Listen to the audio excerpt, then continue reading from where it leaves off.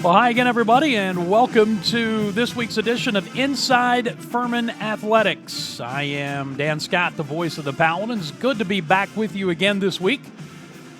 And as you can no doubt see on the screen, our special guest this week is women's soccer coach Andrew Burr, whose team will be in action coming up this weekend. We're going to talk about all of that and your next opportunities to see them play here at home and everything that goes along with what's going on in the world of women's soccer. Hello, Andrew. Hello, Dan Scott. Thanks for the invite. What is going on in the world of women's soccer? Do we have that kind of time? Yes, I can give you a nice snapshot of the world of women's soccer in 5 minutes. Things are good. We're happy to be back on campus and classes in full swing. We're playing a schedule. We're training. We're doing it all. So it's been good. As I talk to coaches when we do this, I'm asking each one same question, and that is the fact that what's it like or how happy are you to be doing things on something of a normal basis? May not be completely normal, but going through a summer, going through a fall, and doing things when you're supposed to be playing soccer. And pull that away from your mouth just a little bit. There you go.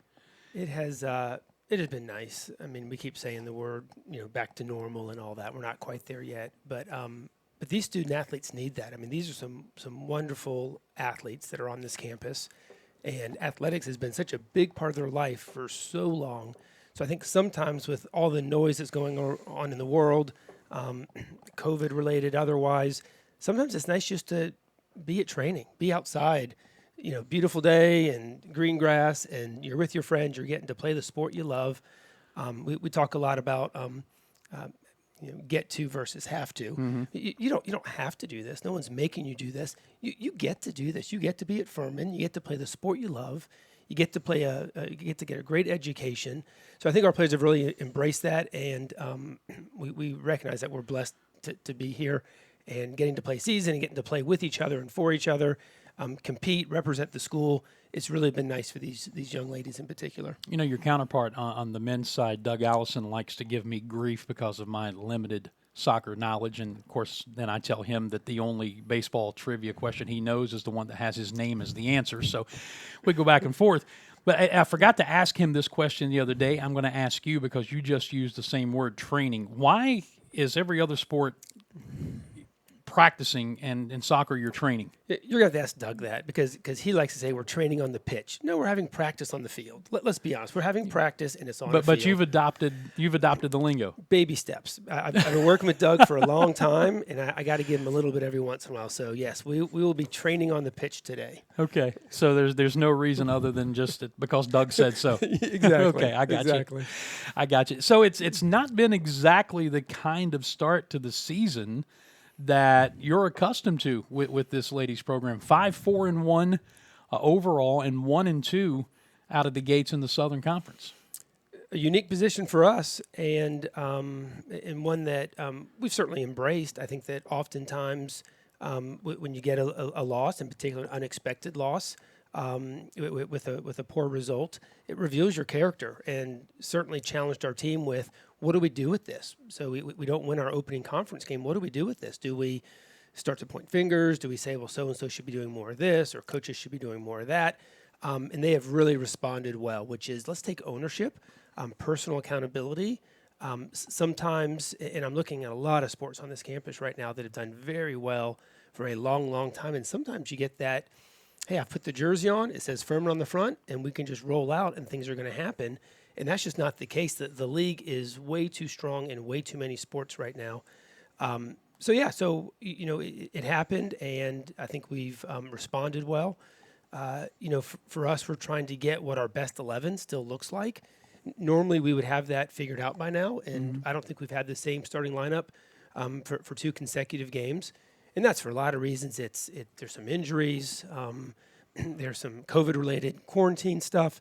So it's interesting. It's a unique perspective for our coaching staff to try to figure out, where do all these pieces fit together. Yeah, we'll talk about the challenges you're facing in just a moment, but talking about putting on the jersey and you've been successful for so long, maybe, and it's probably even subconsciously, I would think, expecting teams just to roll over and you go do what you do. There's a football team about an hour from here that is kind of experiencing the same thing right now, and of course they operate in a much tighter vacuum than perhaps the rest of the world does. They've got fans that are losing their minds over a 3-2 start down the road, but you're experiencing a little bit of that here because we are accustomed, and you're accustomed, this program is accustomed to being the trend setter, to being the chased, not the chaser, if you will. Yep. The hunted, not the hunter. You're absolutely right. So, and our coaching staff talked about it 6 weeks ago when the preseason SoCon poll came out, and the preseason pick for number 1 was Furman University. And I think our girls just come to expect that. But there's got to be that little fire in edge, and we are being hunted, and we very quickly got those roles reversed, and now we've got to go chase. So, there's good and bad to being recognized for your success and for your traditions and for your consistency, but we always cringe. Every year when that poll comes out and we see Furman at the very top, we know that the other 9 teams below us are saying, we cannot wait to play Furman. Mm-hmm. And so when we do play, we get everybody's absolute best. If we lose, they storm the field, which is great for them. I'm excited for them. That's good for them. But our players realize, oh my goodness, everybody wants to beat Furman. Well, that's a sign of respect for your program. Beating Furman is a big deal in women's soccer. Yes, no, absolutely. We don't enjoy it very much. We don't want it to keep happening. But yeah, so it's a little bit of a wake up call for us. And as I look at our season, I look at our schedule, and we still have lots of games to play. We've only 3 games in. 6 to go. For us in our conference, really figuring things out by the Southern Conference tournament in November, making sure that we have 3 strong games, whether it's quarter, semis, and then the finals. Getting that automatic bid to the NCAA tournament is all about winning the SoCon tournament. So I don't feel a lot of pressure or panic yet because I want to make sure that we are playing our best soccer, we have our best 11 on the field, we have everybody healthy come tournament time. Well, one of the things as I'm listening to you talk, and you're talking about how you're attacking this unconventional start to the season, tells me that it begins with great leadership, not just on the coaching staff, but maybe even more so among the players themselves. I had a chance in the preseason to talk to one of those leaders, Isabella, you call her Bella Gutierrez, who was just a delightful interview. But as I'm talking to her, I can see an intensity in her eyes. Just as you're getting ready to open your very first practice, or your very first training session, I can see this intensity in her eyes. I get the idea that kind of leadership is what is going to help you weather this start. It's going to make or break us. And certainly I've been doing this for a long time, and I love coaching, but at the end of the day, the players are really going to respond to each other and to that connection and to that leadership. And Bella's a great example of that. Bella's a overachiever on the field. She's an overachiever in the classroom. Bella's an overachiever in life. She just gets it. So her leadership as a senior, Faith Hallberg, another senior out of Birmingham, Alabama, our 2 seniors, they've done a great job. So they've really been a nice connection between the coaching staff and the rest of the roster. And they see and say things before we see and say them, which is great. We're all on the same page. So I've got a lot of confidence in this group, and in particular because of our senior leadership with those 2 captains. This is Inside Furman Athletics. I'm Dan Scott with women's soccer coach Andrew Burr here at Furman. We'll talk about what's on the immediate schedule coming up here in just a bit. I want to go back to the challenges you said you were facing and dealing with injuries and some COVID protocols and some other things. One of the things you mentioned before we started the interview was the possibility that maybe there's a little bit of burnout as well because of playing an 8-game spring season and then 2 months later turning around and playing a normal fall season. Are you experiencing that at all, you think? Absolutely. And I think we're not any different than every other women's team in the country right now and men's team in the country. Physically, mentally, what our players, our student athletes went through last spring with COVID, are we online? Are we Zoom? And then we have this season, this compressed season which we had huge success. We go undefeated. We win the SoCon tournament. We go into the NCAA tournament. We're on an absolute high. What a great run it was. And then we haven't really had that ability to decompress, to take it all in, to reflect. It's we turn around and we're playing again. And it's taken its toll on us, I think. And I can see it as I talk to other coaches around the league, other coaches around the country. I don't think we're unique in that we're seeing some kids that are physically and mentally exhausted, but they are. And we've got to get back to the concept of we get to play soccer, and this is the sport that you love. So we really try to create a training environment, a game environment where they're smiling, they're happy, they're having fun, they're competing. Get back to why they love soccer, not make it feel like a job, because with the intensity of last spring, it can really feel like a job sometimes. So we're working on that, but it has been a challenge. And this past weekend, for example, we play on Friday night. We get a recovery on Saturday. We play on Sunday afternoon.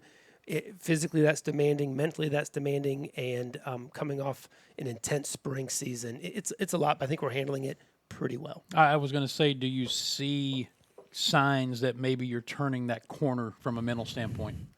Yeah, I think so. I think the result we had against ETSU on Sunday, score a goal in the first 10 minutes of the game, get our second goal kind of 30 minutes in, goal number 3 right at the beginning of the second half to get us up to 3-0. A month ago we weren't performing like that on Sundays. Mm-hmm. Coming off a Friday night game, it's sluggish on Sundays. It's tough to get going. So I think I'm seeing that. I think we're seeing that. I think the fitness level is starting to get where we need it to be. So I think we're getting there. And for us, it's let's do it again on Friday and one more time on Sunday, and we'll really know exactly where we stand here in the next couple of weeks. Yeah, and in that couple of weeks, and we'll start looking at the schedule now. People can see on the screen sidebar there, you're on the road this weekend for 2 games at Chattanooga on Friday, at Sanford on Sunday. And as we pull up the remainder of your regular season schedule, 4 of your final 6 games are on the road. So if you're going to get this thing turned around and headed in the right direction, which apparently you feel confident you're going to, you're going to do it with a schedule that, at least from the amount of times you play on the friendly pitch, Doug, that it's not favorable to you. Yep. No, and as you look at this remaining schedule, there are some very good teams. We go to Chat. They play on turf. We go there on Friday. We play Sanford on Sunday. I mean, those are the 2 teams. We beat Chat in the semis last year, 1-0. We beat Sanford in the finals 2-1 in overtime. So, I mean, those are 2 of the best teams in the league right there. There aren't any easy games remaining. But one thing I've recognized over the years is, man, we love Stone Stadium. We love this campus. We love our crowd. It is amazing what we get at our home games, the purple smoke when we score goals, vuvuzelas that are blowing all throughout the game. So it's a great home environment. But I have found that our players really respond to being on the road. And I think there's a value sometimes for these true student athletes. They're not just jocks that say, I only play soccer. They are absolute student athletes. So academically, they take this very, very seriously. So sometimes for us, getting on the road, getting on a bus, physically leaving campus and being able to control that environment a little bit is very, very productive for us. It turns into a little bit of a business trip, which I like.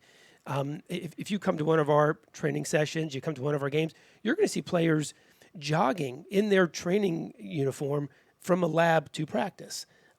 You're going to see them a little bit rushed, a little bit distracted because they're on this campus, because they're so involved with the Furman community, which I love, but sometimes soccer takes a back seat. So getting on the road for us is actually a positive because it gives us a little better chance to focus. And it's amazing the number of coaches I talk to, and it really doesn't matter the sport, who say the same thing. Obviously, they love playing at home, and they feel like they have a home field advantage. But there are times when it's good to, as you said, get on that bus, and it's just you and your players, and there are no other distractions. And, yeah, you're going on the road, but you get to focus strictly on the task at hand and not be distracted by all the other things going on. I know you as you said, you love Stone Stadium, but it's just amazing to me the number of times that I hear coaches in every sport tell me the same thing.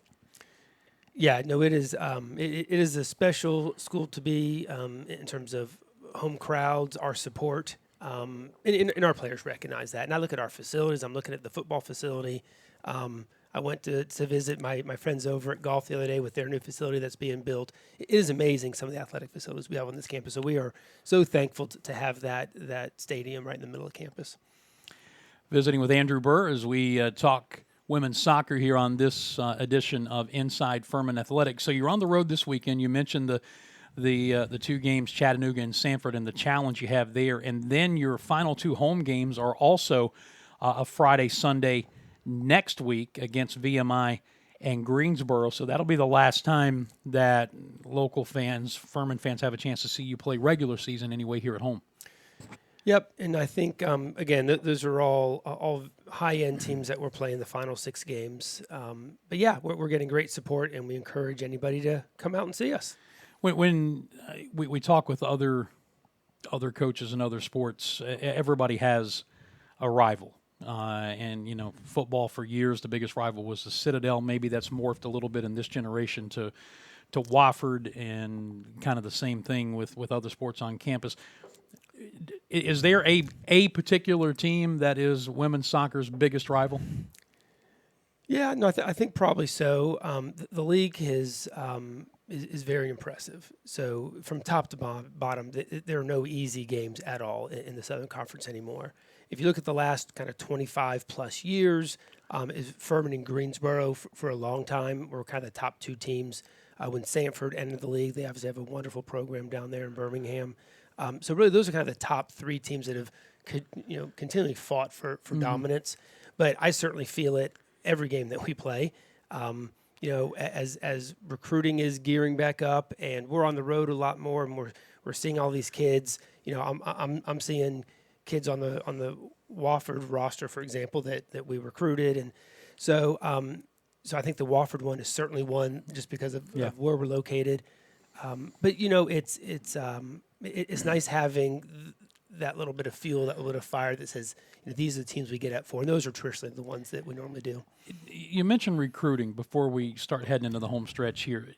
The average fan, well, number one, the average fan doesn't really have a whole lot of idea about the inner workings of what goes on at any sport. They just see the product on the field and results, and are either happy or ticked off depending on what those results are. But recruiting, as the old saying goes, is the lifeblood of any college program. Can you really put into words the challenge that COVID brought to recruit players into your program when you could not go see them play live and they could not come to campus? Yeah, it was really difficult. It was difficult for, obviously, our staff and for our program, but who I really feel for is the players themselves. Mm-hmm. So, for example, if you're a 2021 high school graduate or a 2022 high school graduate, you missed a full year when coaches could recruit you. You combine that with the NCAA granting an extra year of eligibility for all student athletes. So, for example, if you're Andrew Burr and you've got, your current roster, and you've got a senior who is a 22-year-old, a grown adult woman who might be the Southern Conference Player of the Year, you're gonna ask her to stay for a 5th year versus take a chance on a 17-year-old who's never played a college game in her life. So I think what we've seen is rosters across the country, that incoming class for 2021 and for 2022 are so much smaller. There's still opportunities for these young men and women, but it's just much more difficult for them to get a roster spot. So that's what I really feel bad for, is these high school students that have been playing their entire life and basically missed an entire year of being able to be recruited and potentially might not be able to go to the school of their choice because the roster size just doesn't allow it. The other side of it, for better or worse, you've become a Zoom expert, right? Yeah, sure. Let's go with the Zoom expert. Well, I mean, whether you want to or not, you've spent a lot of time on that particular platform. Absolutely. Whether it's a team meeting, whether it's being more comfortable for recruits to get a tour of campus by way of Zoom or FaceTime. So it does open up a lot of doors. And we've got to get creative. We've got to think outside the box. We've got to stay ahead of this. At Furman, with our women's soccer program, we're not a fully funded program. There's a lot of fully funded programs in the Southern Conference. Mm-hmm. So we've got to do things a little bit differently. We've got to attract a different type of student athlete. We've got to do it virtually if we need to. And that's the challenge that we embrace, we love, and we think it's worth it because we want kids to get this experience. But tell the truth, even though recruiting, especially in season, can be very, very hectic. You loved getting back out on the road, didn't you? So nice, so nice. For our coaching staff, April Raymer, who's been with me for 15, 16 years now, Kat Crump, our other assistant coach, all three of us are on the road a lot. So April and I've got 3 kids. April's got 3 kids. She's really excited to get back on the road. No offense, but see you later, kids. I'm going to Charleston for a week. Just kidding. And there are some people who wouldn't understand that, but if you're a parent, you're saying, preach, brother. Yep. Preach. Yep, absolutely. Well, as always, I enjoy any time we get an opportunity to talk, and we definitely need to do this again about the time the postseason rolls around. But we'll throw the schedule graphic up one more time and just get you to give us a couple of thoughts as we close it out about this weekend on the road at Chattanooga, at Sanford. The structure of your season could really be formed this weekend, couldn't it? Absolutely. So we need to get some points this weekend. Obviously, 2 wins is what we're looking for. If we get a win and a tie somewhere, that still gives us some points. Getting points on the road is tough in this league, and Sanford's off to a really good start. But for the most part, this league is all jumbled up. So it's not going to be a clear cut. Bunch of teams just running away from it. Everybody is strong. So, yeah, we're excited. We'll get back on the road and then hopefully get some people to Stone Stadium the following weekend for VMI in Greensboro. But we're excited about what the rest of the season has for us. Well, as always, it's been fun catching up with you. Looking forward to seeing how the rest of the season plays out. I have a hunch that your ladies are going to respond well to this little bit of adversity that you're facing here. I certainly hope so. And if not, we'll have to have a meeting. Yes, exactly. It's this is kind of the fun part being a coach, and certainly undefeated seasons. Then that's wonderful. But this is why we coach, because we love figuring things out, and I love watching my players figure things out. So I think we're doing it, and I think we're going to hopefully start to click here right when it matters. Give you a white smock, and you can become the mad scientist as you're in the laboratory trying to get it all done. Andrew, thank you so much. This has been this week's edition of Inside Furman Athletics with Andrew Burr, the women's soccer coach. We will be back again next week with another brand new edition of our get-together. Look forward to spending some time with you then. Take this, share it, help us spread the word about this reboot that we started about 6 weeks ago. And we'll look forward to seeing you again next time. For Andrew Burr and all of us here at Furman, I'm Dan Scott, saying God bless you and so long, everybody.